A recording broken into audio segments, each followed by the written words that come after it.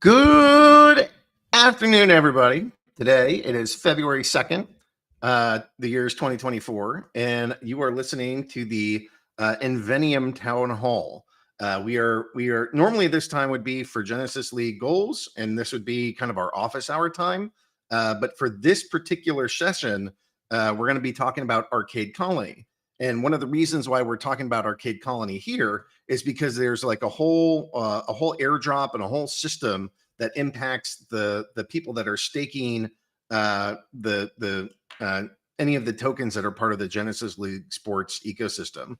So we're going to talk about a bunch of these things. There's a bunch of us that are on this call today, and some faces that you guys haven't seen. So I wanted to go give folks a second. So I think what we're going to do is just start by doing a quick introduction. So I'm Agrode. I was one of the founders of Splinterlands. I am one of the founders of Splinterlands. We created this thing called Genesis League, which is like a platform for sports gaming. And we're going to fork some of the balances. We're going to fork some of the technology, and we're creating a platform for video games, like arcade games broadly, not just sports games. And it's called Arcade Colony. And so I'm leading that effort. We have. I want to kind of do this in the order that you see it on your screen. So maybe we could go do I think we have the two folks from Salve.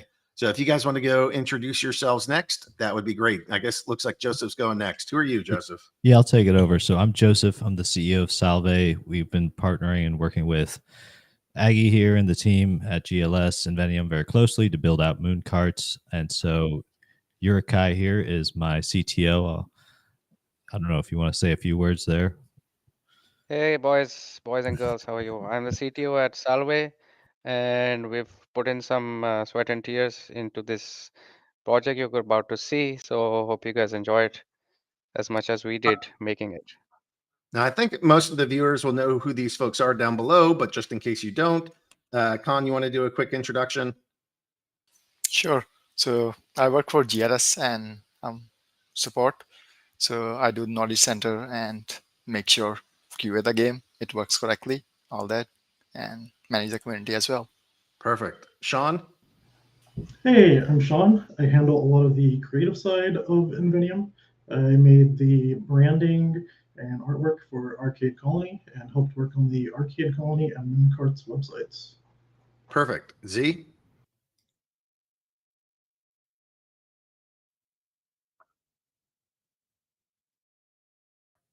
And Justin. Yep, and I'm Justin, and I do anything and everything related to engineering or operations and infrastructure. Awesome. So this isn't everybody that's touching on these things, but this is a good kind of broad overview of what we got here.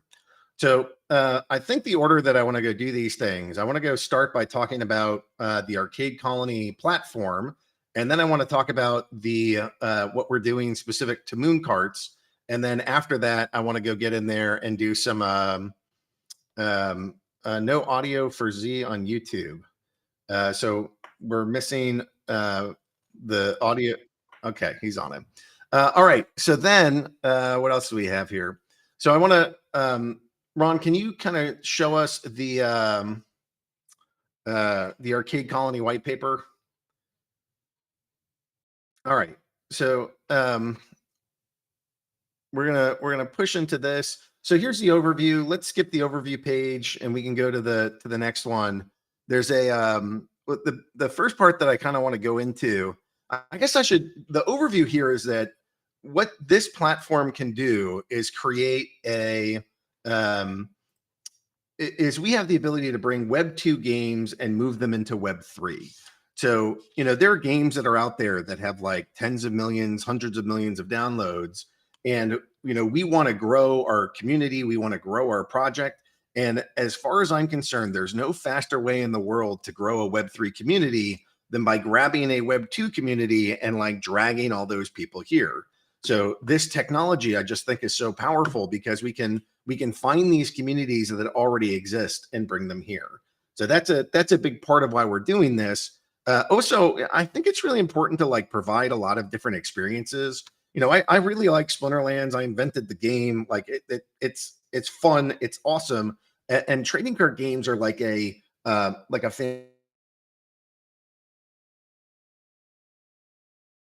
fantastic genre of thing, but that's not the. So those are some of the things that I'm most excited about. Ron, can you go to the next page?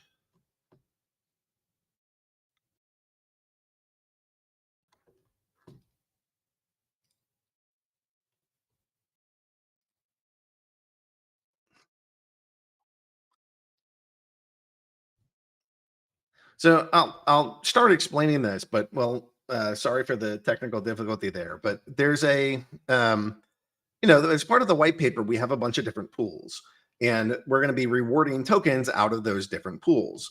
There's one for an airdrop, and there's one, and the airdrop includes sort of like an initial distribution of tokens, and it also has sort of an ongoing distribution of tokens, and there's different rules for those two pieces.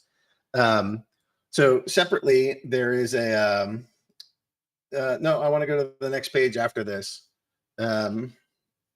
These are the different tokens. I guess I should describe the tokens that will be part of this. There's going to be a colony token and there's going to be a script token. So colony token is sort of like the governance token. So in Splinterlands, SPS is the governance token. In Genesis League Sports, GLX is the governance token. And in the Arcade Colony ecosystem, Colony is the governance token, and it functions in a similar way. You can burn it to go make the stable coin. You get to use it to go do DAO votes. You have to stake it in order to maximize your rewards. It's the reward token itself. So that's the colony token. And then the script token is meant to represent, $1 worth of stuff.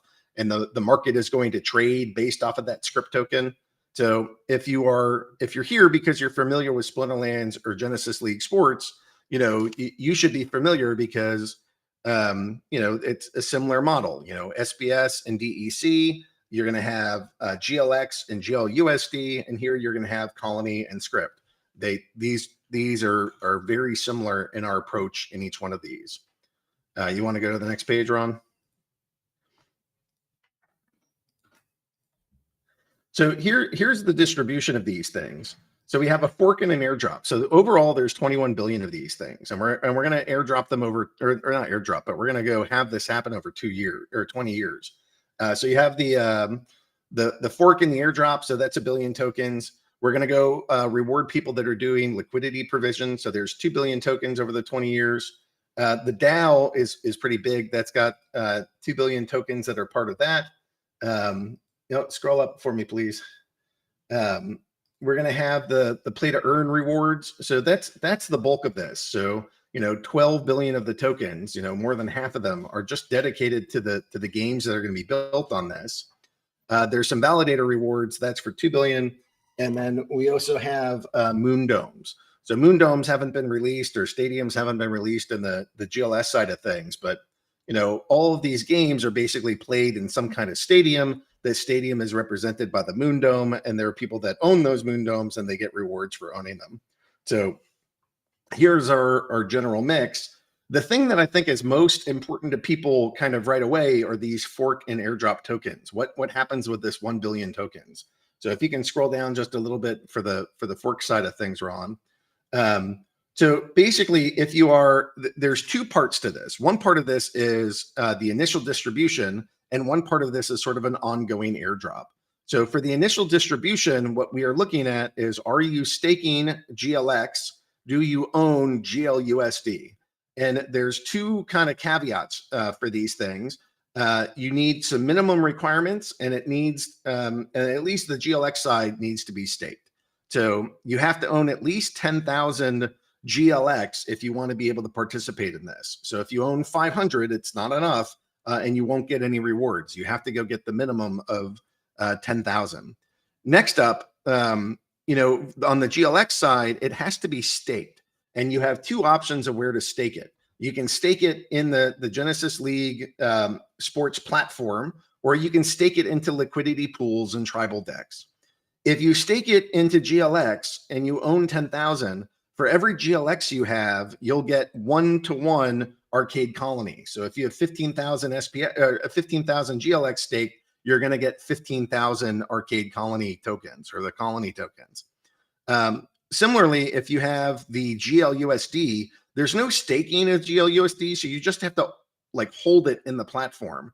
The minimum there is 100. So if you have 567 of these things, then you'll get 567 script when we from the snapshot and when we stand up the platform. So those when you're staking it on the platform or holding GLUSD on the platform, you get a 1-to-1. Now you can also move these things into liquidity pools, and there's only 4 that count. It's maybe it's 6. I'm not staring at it right now, but basically the 6 liquidity pools that already exist for it's either 4 or 6. That's the GLX ones and the GLUSD ones. Those pools will award you 2 times the amount of what you're staking, and that's because you have to hold twice as much money in place. So like if you're just staking GLX, there's only one it's not even like a pair, it's just one token. But if you're holding GLX and Hive, you have to stake twice as much money. You have to risk twice as much money, so you get twice the airdrop. So you can hold it in either place. You can do this either way. But and just for the record, you can't like create your own tribal dex pool and make up some weird token and get a double. It's only the ones that have been created by the Genesis League sports team, and that people are already staking into, not like random pools. If you're clever and trying to get around it, you won't get rewarded for those. But if you're in the pools that are already there, putting in GLX or GLUSD, you're going to get twice as many tokens as what you are staking. And there's one exception to that, which is the GLX GLUSD pool. So if you have enough tokens in there, you'll get 1-to-1 GLX and 1-to-1 GLUSD. You don't get 2x of each. It's just the 1x of each, because part of the money is held by GLUSD, so you'll get your 1-to-1. Part of the money is held by GLX, so you'll get your 1-to-1 with Colony. And that's how this works. And I don't know exactly how many GLX tokens we're going to award. My guess is that it's somewhere between 200 and 400 million. And there's 1 billion tokens overall for this pool. So we're going to take 1 billion. We're going to subtract how many we actually fork over in the new distribution or the new initial distribution. And let's say it's like 300 million. So you take your 1 billion, you minus 300 million, that leaves 700 million for the airdrop over 5 years. So what'll happen is then it switches from GLX and GLUSD to GLX and SPS. So if you're staking those things, you'll start getting an airdrop. There's nothing that you have to do. You just have it staked in the GLG system, or you have it staked in the Splinterland system, and the platform will just reward you every single day. And if you want to know where to go, the website will be arcadecolony.com, and you'll be able to go see your balances in there. Right now, it's just like a simple splash page. You got to go to www, put that in for now. There's like a little bug that we need to fix because it doesn't like loading up arcadecolony.com. But if you put in the www, it loads fine. So put in www.arcadecolony.com. Right now, you'll see a landing page, but in the near future, you're going to go see the actual website where you can buy, sell, trade, rent, all the other things that you're used to in the GLS ecosystem. So those are the big parts. I mean, there's a whole bunch more to how this works, but we have an airdrop that's happening in something like 24 days. So you guys are probably the most concerned with that, how that fork works and how the initial balance works. So I've tried to explain that the best I can. Stake your GLX, own your GLUSD, and those have to be in the GLG platform. Alternatively, you can shove them into liquidity pools, the official pools, not your own randomly created pools, and you'll get money for that. You'll get these new colony tokens to appear, a new script to appear. So that's the big part that I want to get to. And one thing I want to add is that I've gotten tons of feedback about like, hey, we should do it this way or that way, or change it to this, or it should be more like this. We should favor this. The white paper is what it is. I think that it's doing a great job attracting people, getting folks excited. There's a lot of people that are buying GLX right now. I think they're excited about this project, excited about the initial token distribution.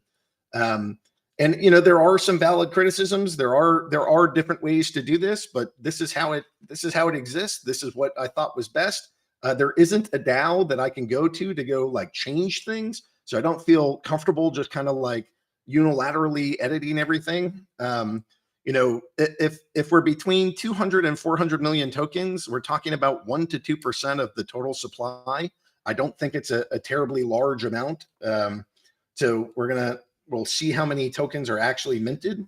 And lastly, one of the things that we don't talk about, so you might miss that we didn't talk about it, is that there's no pool for the founders, there's no pool for the team, there's no pool for advisors, and there's no pool for like VCs or pre-sale or anything like that. I really hate those pools. I think those pools just end up dumping on people. So what I like about this is that the players and the people that stake, you guys are the people that get the tokens. There's not some magical giant rich entity that gets to go dump on you for the next 10 years. So if you're participating and you're here now and you help build this community, 1 to 2% of the tokens is going to come your way, but there's no mega corp that gets like 20% that for the next 20 years is going to dump on top of you every single time that things go well. So I think that's important, and hopefully you guys value that. So there's lots of things that you might like, some things that are not like. I don't know. There's ways that people have preferences. We can't hit everybody's dream goal here, but I think 1 to 2% is pretty small. It's a good way to get this started, get some hype. It's not going to punish our future, and we're not giving any to some greedy VC that's just going to dump on the players for the next 20 years. So I really like this setup. It seems like a lot of players like this setup, and hopefully you're enjoying it so far.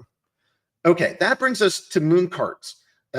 There's more things I could talk about Arcade Colony, but I think that's the most immediate. So Joseph, you are the primary author of this. You and I kind of talked about this and setting this up. But 99% of the words that are in this white paper were written by you. I guess can you give us like a quick background of like who you are and what your company is, and then why are you like a good person to help us create this, and then let's get into it so that people can see that background and your intelligence and your understanding of this space really played out well because we created something awesome here. So if you can talk about the background and then we'll talk about the actual design, that would be awesome. Yeah, definitely. So I am, as I stated at the beginning, the CEO of Salve. We've got a studio overseas of about a team of 30 developers, engineers, and artists. We're a younger studio, came into existence over the past couple of years, but we're very Web3 native. That's how I got my start in gaming, was working on a bunch of different, Web3 gaming projects. And that's how Salve was born. And why are we the best ones to create this? We've worked on a lot of, different types of Web3 gaming projects, from big open worlds to like MMORPGs, all the way down to simpler mobile games. We've done a few different kart racing games and like sim racing games in the past. And so I thought it was a great fit. And I've always been a huge fan of Splinterlands. I looked at them as, when I was getting into the industry, as like the de facto one of the top projects. And so when I got the opportunity to work with Aggie and the team here, we were just champing at the bit because it's just an awesome opportunity. You guys have an awesome community listening in, and we're just excited to be a part of it. So when we were designing Moon Karts, what were some of the things that we thought were most important, or like what were the things that we were trying to get accomplished here? Yeah, well, I think a lot of it was balancing the economy really well, to not just reward people that spend the most, but also take into account the skill of the player, as well as, taking into account a little luck and, playtime. We want to reward as well people that put in the hours, the time. So it was a mix of that, on top of that, just creating a fun experience. I think obviously a lot of the legacy, Web3 gaming projects, they didn't necessarily prioritize gameplay. But this is one that's got really exciting, fast-paced gameplay. I think it'll be really engaging, and with the added, trading card mechanics, upgrading that was birthed out of Splinterlands, combined with that, I think it's just a really powerful tool and ecosystem. All right. Let's go to the next page, Ron.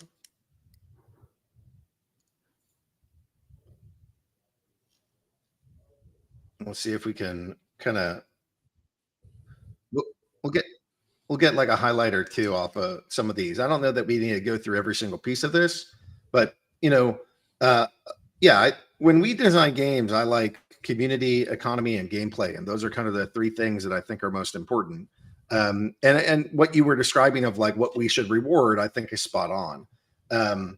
I guess we have some like generic or basic features of this. So, what are some of the things that the players can do in this or as part of this? What are the like what does a player do in Mooncart? Yep. So it's obviously you've got the kart racing, which is the main gameplay gaming loop, but then you have the whole economy of these different parts of your car that you can upgrade. You can collect different drivers, different carts, and similar to Splinterlands, you can combine these cards, merge them together, and create more powerful, faster cards.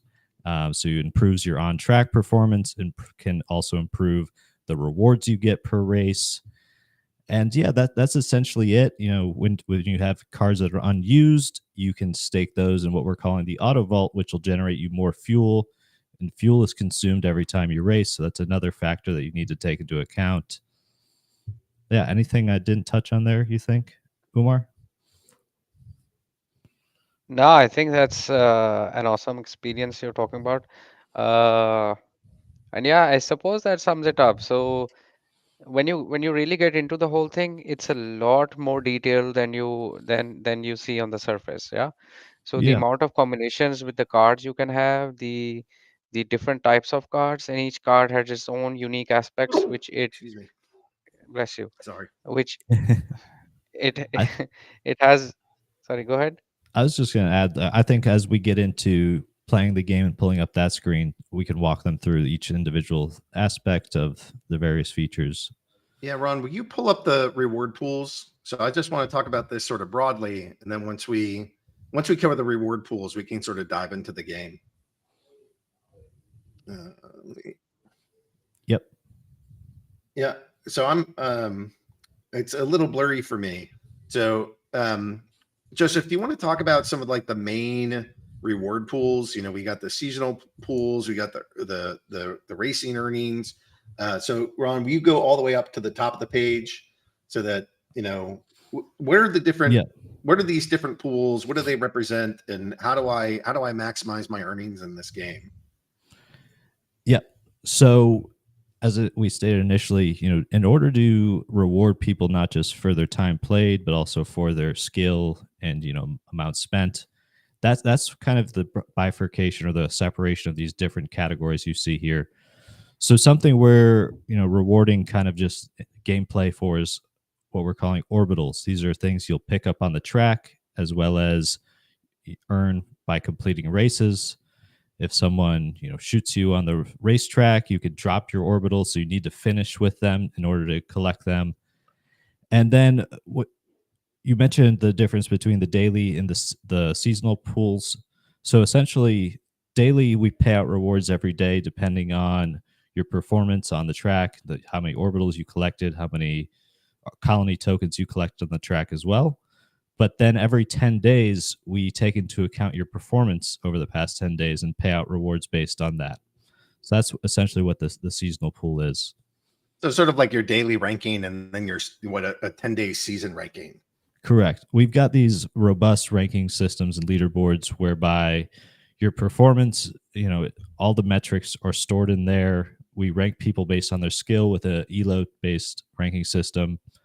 But aside from that, we rank people how many orbitals do they get in the day, and how many colony did they pick up on the track. And so those are also metrics that are tracked day to day, and that you'll be able to see in the game at the leaderboards. And then there's straight up colony that's going to be on the track, right? So like as I drive over a coin, I can literally get colony. Will I automatically get that colony in my wallet? Not automatically. So two things you need to do to get that colony. So it is free money on the track that's up for grabs, but you need to win the race, meaning you need to place in the top 50%. and you also need to finish with it in your cart's inventory. And what I mean by that is if someone trolls you or like shoots your cart with a missile or one of the other power-ups that are in the game, so we'll get into the power-up soon, you dropped what's in your cart. You know, your coins pop out, you lose any orbitals or colony tokens that are in there, and you're just kind of SOL. You know, you got to pick them back up, which might make you lose a place in the race, and you might not end up getting it. So it's definitely takes into account a lot of skill. You need to be not just performing well on the track, but cognizant of where the other players are, as well as where the colony tokens are to be picked up.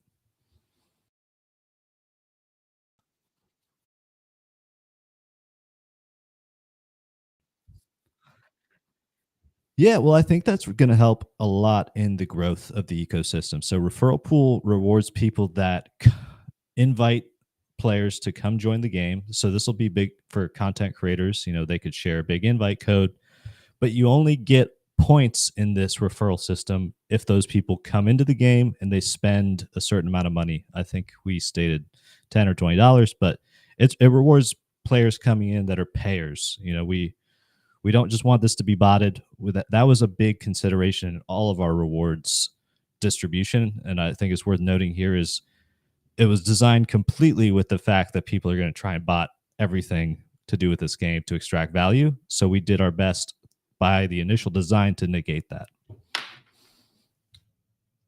And Dream it's saying that that my image might be lost or something. Ron, okay.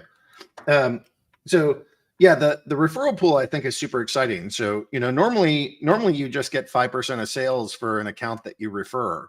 And that's going to keep happening, or at least that's the plan, is that when you're buying, selling, trading, or anything, you know, if somebody is buying stuff and they use your referral link, you'll get 5% of what they purchased. But in addition to that, you know, if you're referring people, literally 5% of the entire reward pool for the game can be going to the people that are making referrals. So, you know, we're trying to make it a little sweeter for you to go get your friends into this and bring people here. But if you're good at recruitment, 5% of this pool is just to help you do that. So we'll see how that goes. We haven't done that before, but I think that's going to be a nice change and a nice addition. Can we? I think we should share the game now. Do you want to go kind of hop into the game and? Ron, can you help him do that? I've got it pulled up over here. Nice. So don't start a match just yet. Will you go back a screen and just kind of walk us through what it is that we're looking at? Definitely. So this is the main menu here. Are you able to kind of see my cursor a little bit on your side? Okay. Yeah, there it is. Cool. I'm blind. Perfect. So in the middle, we have the driver I have selected. You know, over here, the two different options to race: single player, which is just a practice mode. You can't earn anything in there, but it's a good place to test out different combinations of your presets. Multiplayer, where this is where you go and play to earn. And then we have various different sections you'll see on the side here.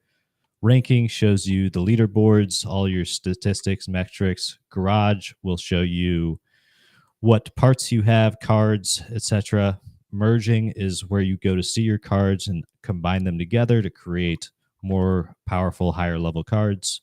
The auto vault is where you go to stake your cards to generate fuel. Presets is where you can go combine different sets of cards to load into saved presets to be able to use them easy. Because when we get to the next screen, you'll understand. And then my packs, this shows you what packs you have to unlock. My card shows you all your cards. You can filter them, sort, and just see what you're working with. Then obviously the shop is where you'll go and be able to buy different packs, different cosmetics in future, put some cool hats on your drivers, all the various things that you'd expect in a 3D racing game. Sweet. All right. So do you want to... Yep. Yeah. That works. Let's go into multiplayer so that you can sort of... let me walk you through what we're seeing here. So over here is a bunch of presets. I just made one, but you can have up to 4. down here is where you can change out your carts. I've got the Arachno Eclipse equipped. This is all for demo purposes, though. All the cards in the economy will be wiped prior to launch. I've got a driver here so you can look at all the various drivers. Right now, I've got Titan, who I believe has some good acceleration. These 3 items here are accessories. So if I click these, I can change out which, antennas on the car with different tire rims, etc., exhaust. Power-ups are where you choose the different abilities you're going to be able to use on the track. So, for example, Moonfire Missile will shoot a missile and can pop out the coins of other players and slow them down. Celestial Thrust gives you a turbo-style boost.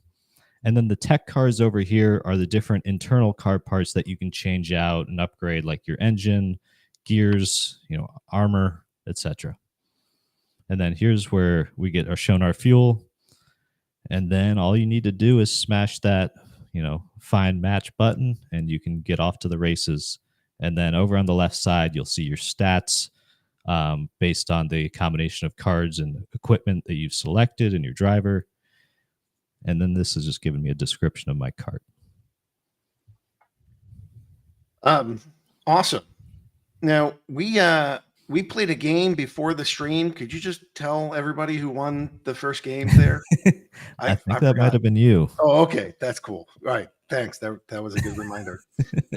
Okay. So I think that's enough. I think it's enough teasing the players. Do you want to go hop into a match and get this baby started? Let's do it. Yep. I'll start a 6-person match here. I've got myself here on the left, Gator Bits, Hirakai, Aggie's in, waiting on 2 more. Khan. And then hopefully we'll get Justin in there. We could always back out and do it with 5, but let's just see. Join up. For those on the Salve team who want to participate. Oh, there we got one. All right, now everybody hit the ready button. Yep. Click ready. It's underneath. Yep, click the ready here. Bang, bang. All right. Kai, you're last. Ready up. Click ready. There we go. There Sweet. we go. All right. All Get right. wrecked. I hope you all Good luck. regret everything. Yeah. So we're driving in some of these pretty fast cars.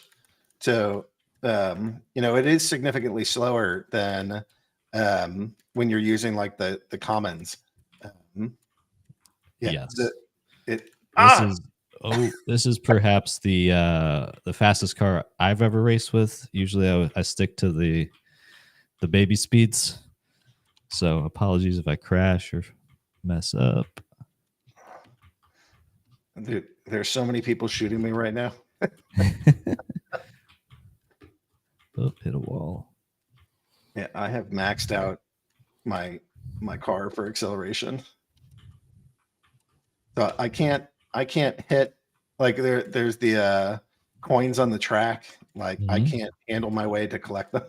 Oh, it's so hard. Yeah. But at least I go fast.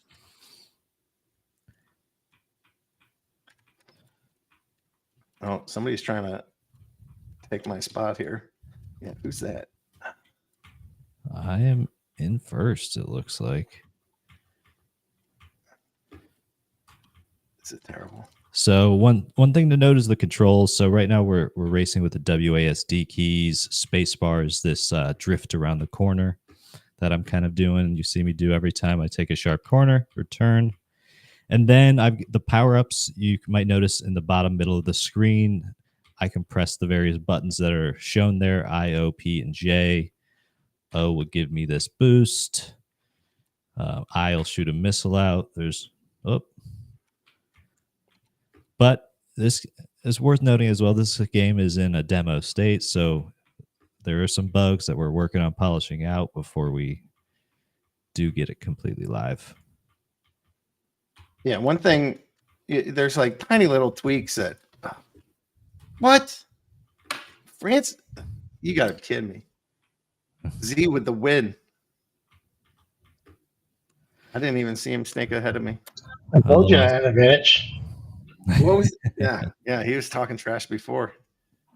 Oh man, Well, at least I would have. I'll I get. use I use the Yeah. controller. Oh, Yeah. that is It's so good. much easier. I want to note one thing on this last screen. So even though I lost here, there's a button here that says Save Replay, and this allows you to download a file that displays all of your inputs that you put into the game, and you can use it to validate the accuracy of the race. I Yeah, don't know if we that to me was like a huge part of this, and one of the setups of the initial design is like, yes, any Web 2 game can turn into a Web 3 game, but the more that we are like careful about how it works and how you actually put it in here, the better. And one thing to note, so it's slower when you're playing with the common carts. It might be like a 3-minute game, but Z was able to finish in under 2 minutes. So similar to like Splinterlands and other things, we're not here to play like 45-minute games. We're here to go play relatively short games. Okay. What about mobile? Lots of players are asking about mobile. Is that a thing? Is that a pipe dream? No. So mobile, we'll have a mobile build ready by the time we do get towards the launch date.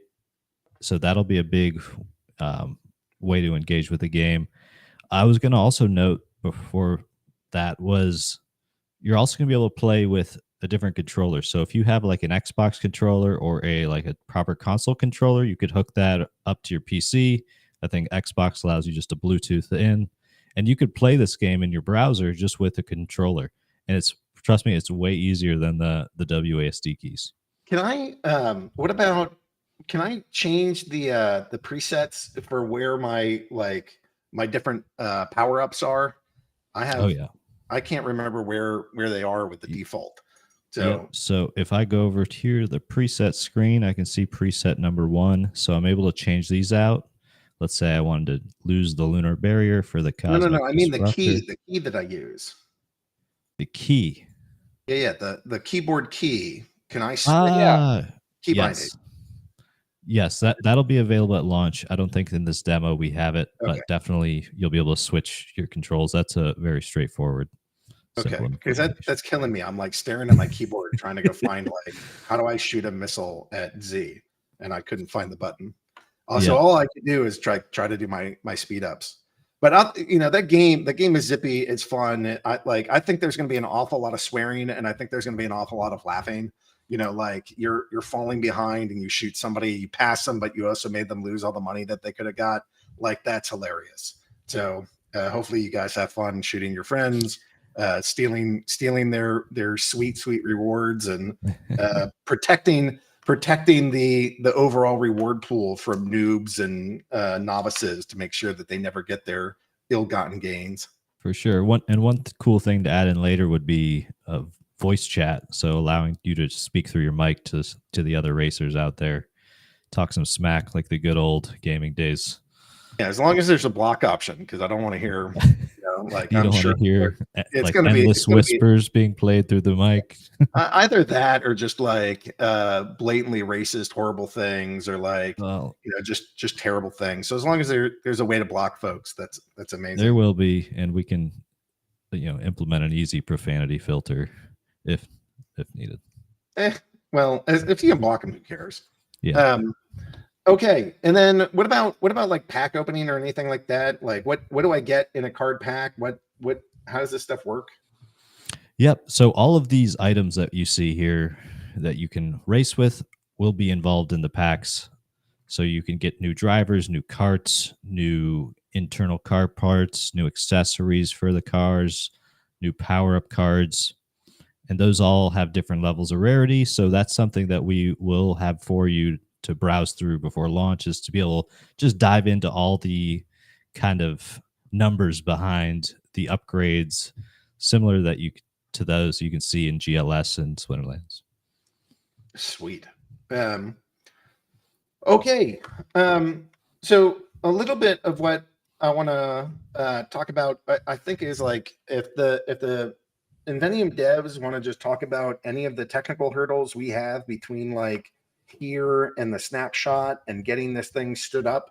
It doesn't need to be dates or something like that, but just like what is some of the work that we have to get done between now and standing up this platform and getting Moon Karts in a spot where it's not just Web 2 playable, but like Web 3 ready?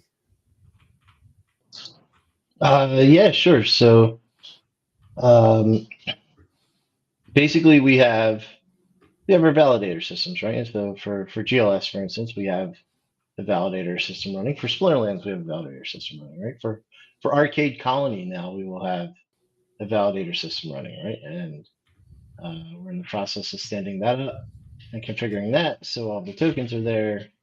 And then we'll work with the Salve team to make sure that all of the NFTs exist within that validator system and that they can identify which users and which NFTs, that kind of thing, as well as our basic platform system, right? Which is we're just expanding so we can host not only data from GLS but from Arcade Colony as well. Nice.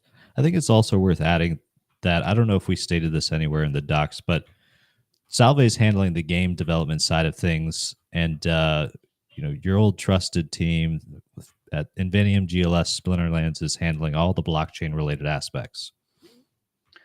Right. So that's the point. Yeah. Go ahead. Players might be salty. We're like, how dare you go develop this game when there's other games that need stuff, and it's like, okay, that's a fair point, but just for the record, it's different teams, right? The Salve team worked on this. It's not like we pulled Z or Justin or some of the other devs to go make this game. We hired a separate studio, and they were able to go make this, in addition to the things that we've been doing otherwhere or in other places. So I don't know. That's just something that I want you guys to consider, that like you said, this is a different team, and didn't like slow us down somehow, or it didn't impact the Genesis League goals development or anything like that. These are different people.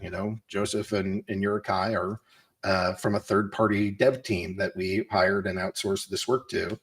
And frankly, I'm thrilled. I mean, this game, the game is fun at the common level, or the common card level, but it is definitely zippy when you are doing this with legendary carts and legendary drivers. Yeah. And literally, when I got hit by that missile, I was ready to go scream at Joe's head off. I know he's spamming that just to go mess with me. Oh yeah, that's gonna be a big part of it. Trolling the players when you're gonna lose, you can just troll. Yeah. When in doubt, troll it out. Okay. Are there other major parts of? I guess we should talk about some of the staking. So your orbitals, your the coins that you get on the track, your ranking position, all of that is going to reward you with colony tokens. But one of the things that is going to impact that is also how many colony tokens you're staking. So not every detail is released about that. We're sort of finalizing some of how that'll look, in the next, the game should hopefully go live in the next 60 to 90 days, something like that. So, we have a little bit of time left to get sort of these final details done, but you guys better stake colony tokens. Maybe some people want to go drop them immediately, and that, you guys can do that, but then you are going to hurt your ability to earn later on. And you're going to hurt your ability to get other games as part of this ecosystem. This game Mooncart, I think, is fun and exciting and great. But one of my favorite parts about it is that it teaches us and it shows other people how you can take a Web 2 game built in Unity, where Unity is a platform where something like 40% of the App Store games have been made, and how we could take those games and bring it in here. So all your other favorite genres, from Candy Crush style games, the Match 3, Clash of Clans, and now there's 50 million different types of those, other TCGs, racing games, RPGs, MMORPGs, your MOBAs, all of these things, your fight it out games. There's a million different style games, and now anything that you can build in Unity, we can port to Arcade Colony. So if you get rid of your colony tokens because you're well, I don't want this racing game, then you're missing out on the idea that every single different type of game will be here. I guess the one exception to that is sports games. The future sports games that are built in Unity, because it's the same code base, the same tool set, is now going to be live for Genesis League Sports. We'll bring other sports games to the Genesis League Sports ecosystem, and then every other type of video game that's not sports related can go live on the Arcade Colony platform. So hopefully that gets you excited, and hopefully you say, hey, these colony tokens that I'm getting, they might be in high demand at some point. What sold me on when we were initially discussing Arcade Colony was, this will essentially be this Steam for Web3, is a game launcher, aggregator of users. So even if you don't like one game or another game, the end goal is to have hundreds, if not thousands, of games up on here, all using Colony, all interacting with the same ecosystem, which I think will be really powerful once it's come together. Yeah, I mean,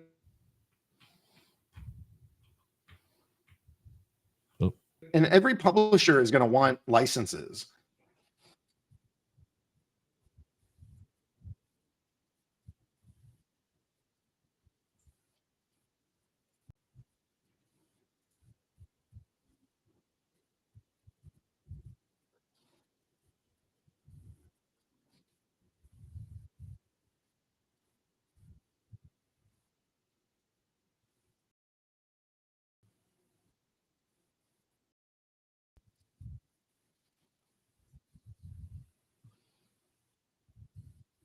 Hardwired, but maybe. All right, so the licenses make it so that, like, if there's $1 million of sales and they owe 30%, that's $300,000.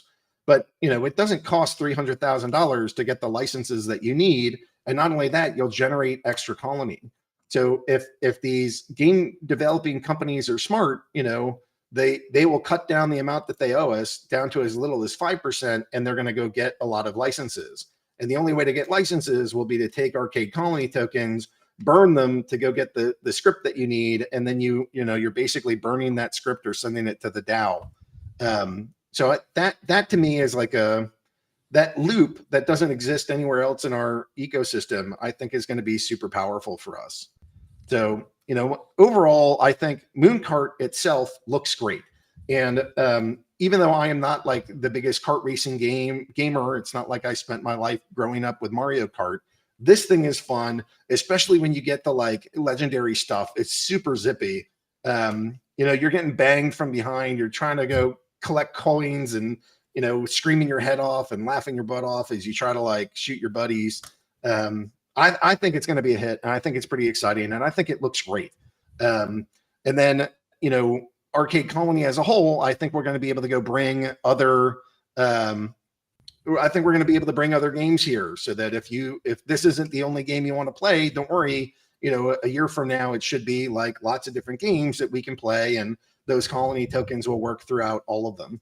And I think this is going to be a fun experience. And I think, the devs that we have on the Invennium team are going to make sure that, the platform works, the tokens are rewarded, and, we have a system that's functioning. And the Salve team and the game devs can focus on what they do best, which is, making Unity games. And then we work collaboratively to bridge those games here.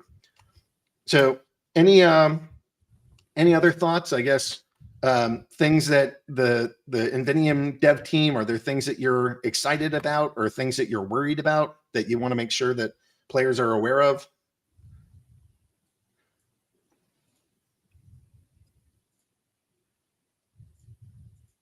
Seems like maybe they got it handled.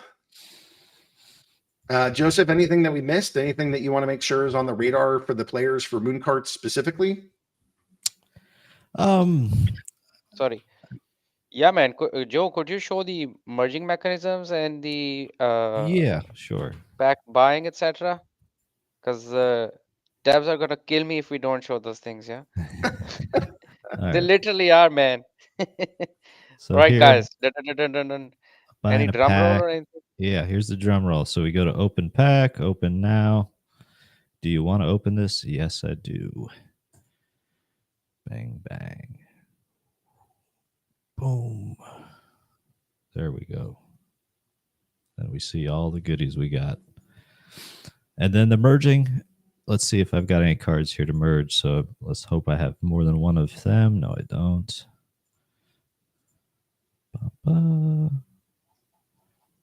So this is I think it's combining the cards to level them up. Oh, I've got multiple turbos here. There we go. Oh, how many nah, do I you need need? more. You need more. I think it's Oh, the there we go. yeah, there you go. Here's a merge. Found 2 and boom, upgraded that to a level 2. Nice. But no, I think we covered a lot here, Aggie. I mean, it's obviously a lot to take in, a big ecosystem, but I'm just super excited for, more games, different types of gameplay cuz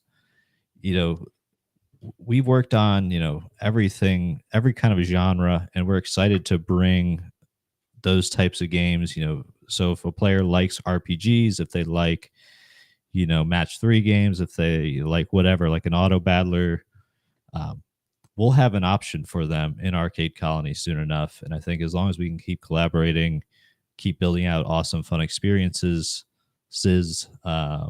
yeah, I think sky's the limit here. Sweet.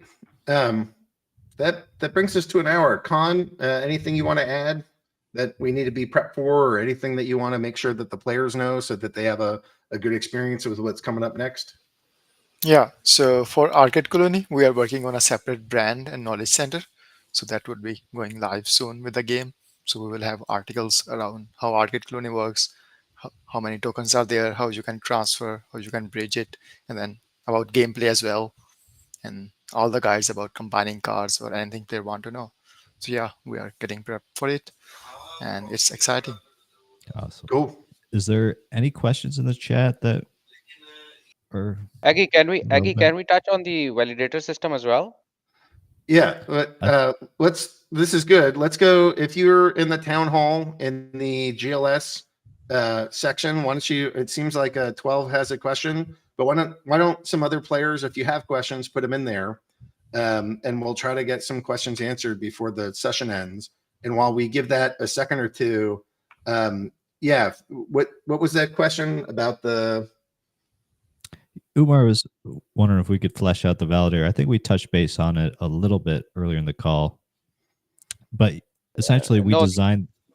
What's yeah, that? yeah, the actual system we designed. Yeah.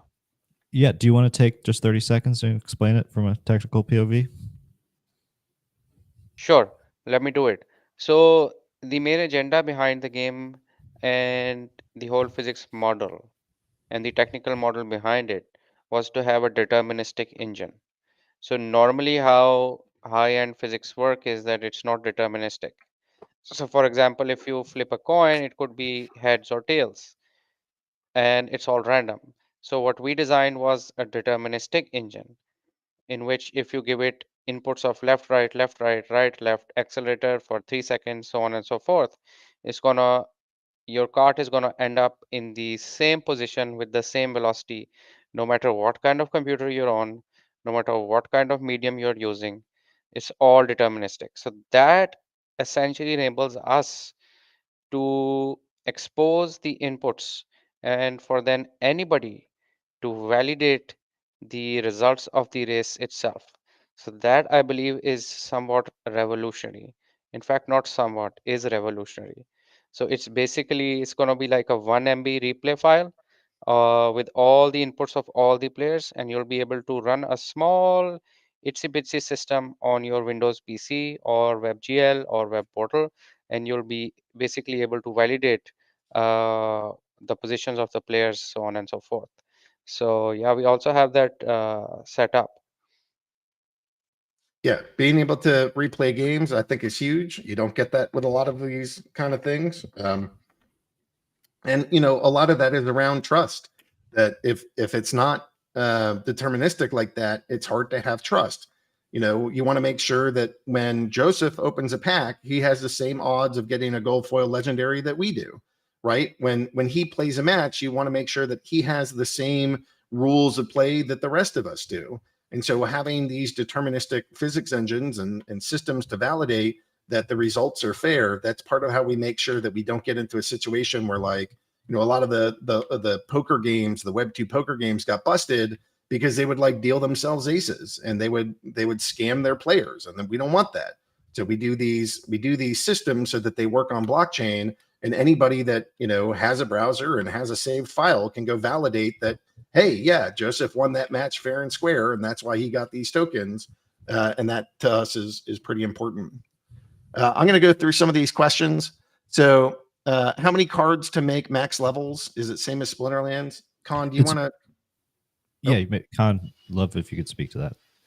Yeah, so we have like various combined numbers. Like, you want to share that now, or should we hold that for a while? No, I think if you want to go, I wouldn't share every little part of your math, but if you wanted to show the combined numbers, I think that's okay to go with. I think that's pretty locked in. Okay, yeah. So for common cards is 400 cards, and then for legendary it will be less. So it's around, I think, 15 cards you would need. So it's similar rough to guess. Splinterlands. It's not the exact same, but, you know, we looked at the numbers that we needed for our game. It's a little bit different, but it should be very familiar. Can we delegate drivers, cars, and Colony? I can see my 9-year-old niece playing this. So, you know, do you think that we'll have delegation live on day one? I mean, eventually it'll be here. I just don't know. Yeah, it might be tight, but that's definitely something that we'd love to work on and get in the game within the first few months. And I think it's for kids, they'd love this game. Yeah, we want to see it too. I don't know it's going to make like day one launch, but it's high on the priority list.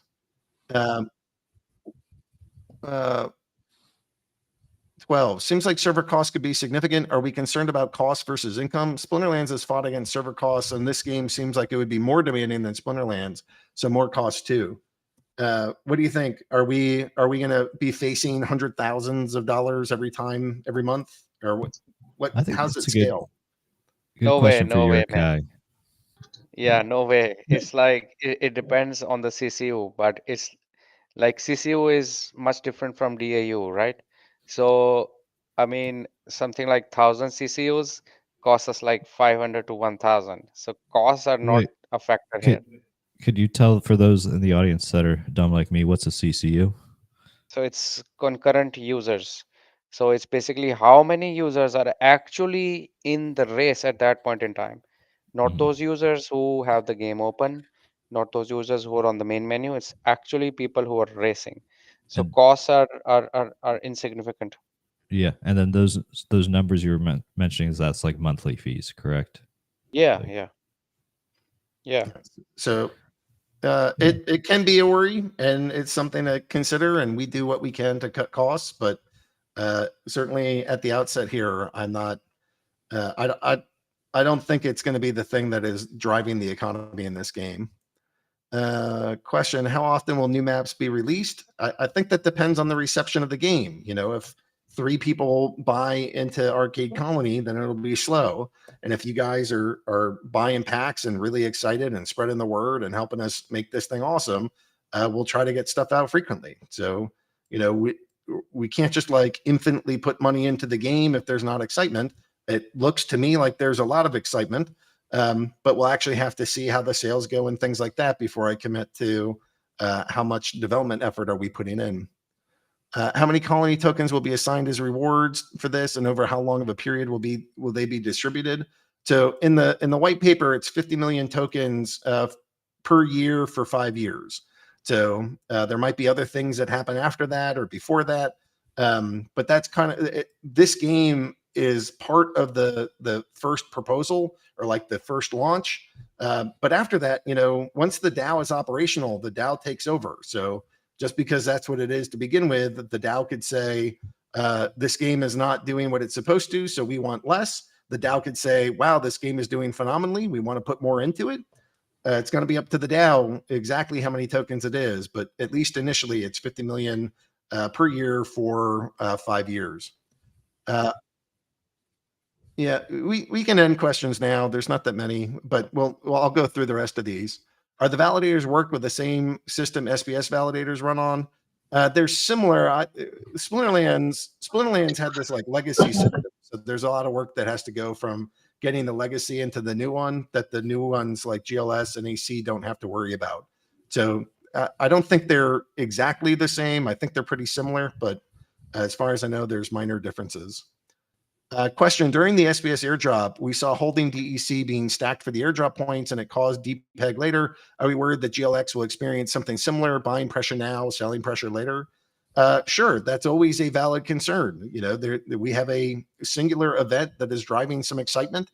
It's possible that there's a sell-off after this. It's also possible that people get really excited and they keep buying. So I don't know what market conditions will be at the time that the drop happens. Maybe people will sell, maybe people will buy. And you guys need to, you know, do your own research and have your own thoughts of what's going to happen. What's the packs look like for a variety of cars, people, whatever is inside of them, like amount of unique cards? Con, how many are there? There's like 32 unique NFTs that they could be picking up, correct? Correct. Yeah. So there are 32 unique items, And then and it's then there split would be between, different rarities and gold foil versions of those. and there's drivers, there's carts, there's accessories, and then there's like car parts, right? Correct. Correct. And there are tech cards as well. So a good variety. And you know, And- at some point, I think we'll have some extra things that you can pick up on the track, but that's not where we're at initially. But you know, more things can come. Joseph. Oh yeah, a lot we could add. You know, there's also the power-up cards. I'd love to add some obstacles onto the track, different game Nice. modes. Yeah, we can get really creative with it. It's a very nice base. VK is saying, hey, not that I am not impressed. So I think he's saying he is impressed, but Salve has had a few false starts and do not have a very good reputation. I don't know that they have a bad reputation, but you know, he's seen some false starts. Can we clear the air around that? I may be totally wrong though and confusing. So do you like what would you say about your previous projects and how do you see the future of this one? Yeah, no, Salve is a younger studio. We formed towards the end of 2022.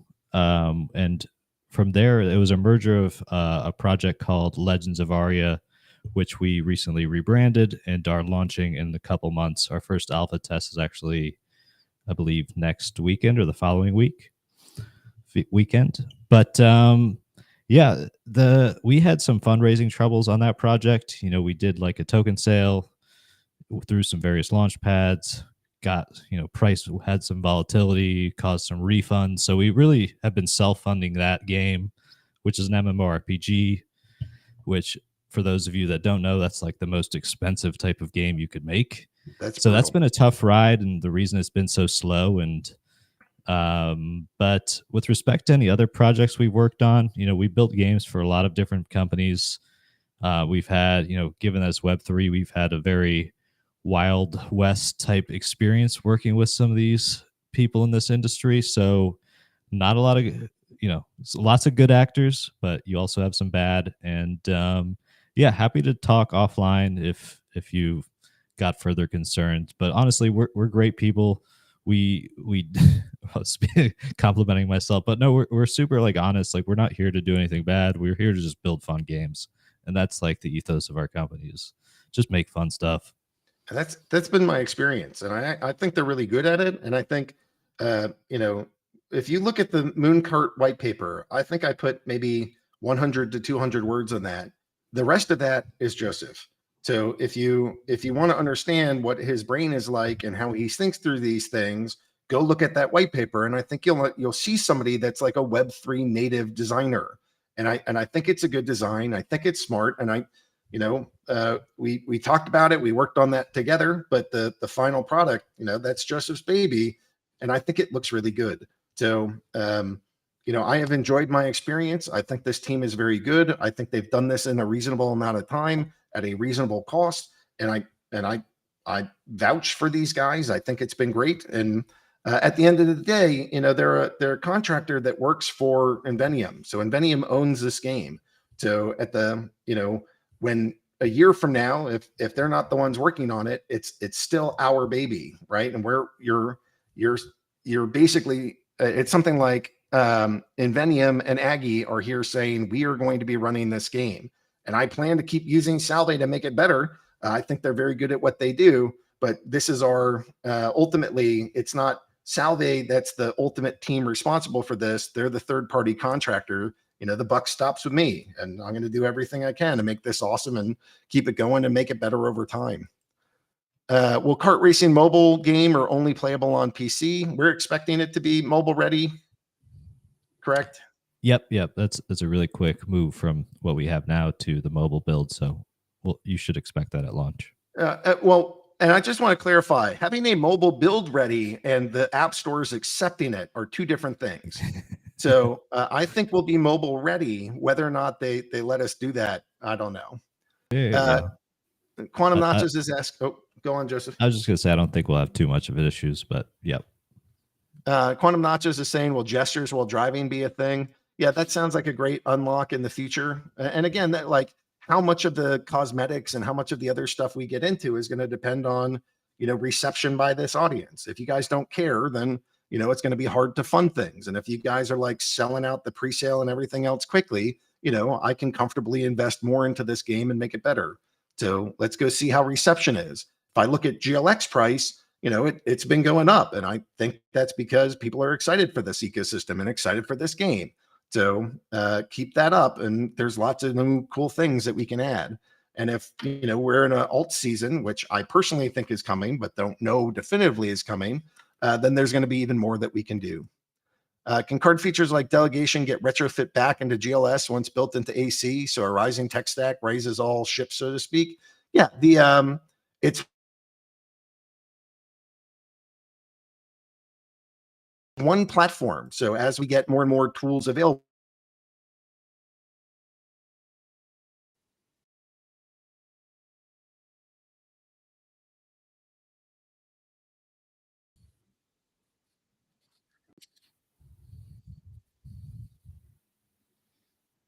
Is that Pennsylvania internet?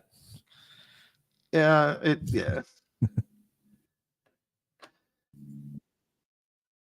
Sweet. So anyways, that's the end of the questions. We're running a little bit longer than I meant, and I don't want to keep all these guys here. So any final comments from any of the team here? Anything that you want to, again, share that you're excited about, or share that you're nervous about, or just share anything at large? Anybody on the call is welcome to. Yep. I'll jump in first. I'm super pumped about Arcade Colony. I just want to thank Aggie and the team for trusting us to build the game, and just want to give a huge shout out to Ron behind the scenes, putting us up all on here and doing all the AV video work that is like magic to me. So thanks everyone. Happy to be here. Anybody else want to chime in? I'm just excited about making this into a super awesome game. I got so many ideas. I mean, the game designers are itching to just take the next step. So yeah, really excited, guys. Yeah, I would add something like I've been working on this project since I think early 2021, maybe like late 2020. I've known it's coming for a long time, but to actually see it all coming together and actually like coming into existence, this is the coolest project that I know. Ultimately, I think people are the value. In a Web3 game, a Web3 community, people are the value. And the more people you have, the more value that's there. And, it's not just get people here, but it's something like the more people that we have, I do think that the better that the economy is, the marketplace is, the whole ecosystem is, the competition is. There's lots of good things that happen when you get more people. And while Moon Karts is a new game, and we wanted to do that to get the inside and outside of this, and really learn our own system, and it's called eating your own dog food, learning about our own system, implementing it, doing it with a new game from scratch to get the best insights of how to do this. After our first one of these, we can start integrating games that aren't brand new. They're games that already exist. And I think when we can do that, and we'll start with some smaller ones to begin with, but we'll keep ramping it up. Every single time that we bring a game on here, it makes it more desirable for the next game to come here because there's that many more players. So this thing, I think, can really snowball And there's not a lot of good options. There's other systems that do this, but I'm worried about scaling. Splinterlands has done billions of games and billions of on-chain transactions. That's not normal. So when you're looking at bigger studios, and we can drop the B word, the billions, I think that puts us in a different class. And I think that's how we're going to grow. I think that's how this project is going to grow. And that's the reason why, I'm putting as much of my time and effort into making this a success as humanly possible. I'm grateful for the team at Salve. They've made a fun, zippy kart racing game. I think it combines good economy, good arcade colony economy, a good the trolling nature of that game, of being able to shoot your friends and make them lose orbitals and colony that they're collecting. I think it's going to make it exciting. You feel like you have something real at stake while racing. It's just a good experience. And I think it's a great way to kick this thing off. And the same things that we can do for Arcade Colony, we can now start doing for GLS.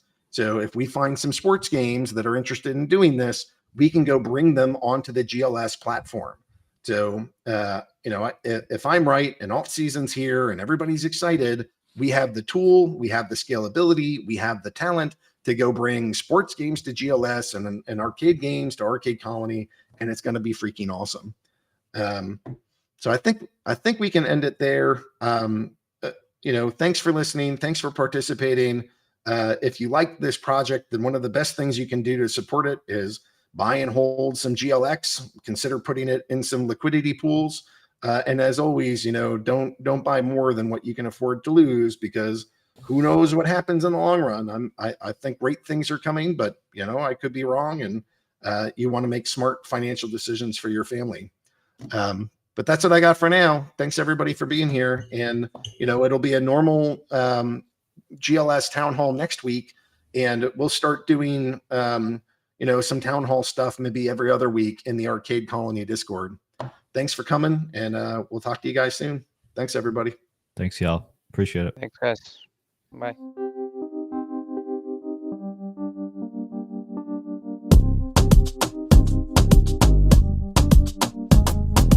Blood, sweat, and tears, whatever it takes to ignite the flame. Facing all my fears, one by one, line them up and take aim. I put in all these years to wake up tomorrow and feel the same. So you better steer clear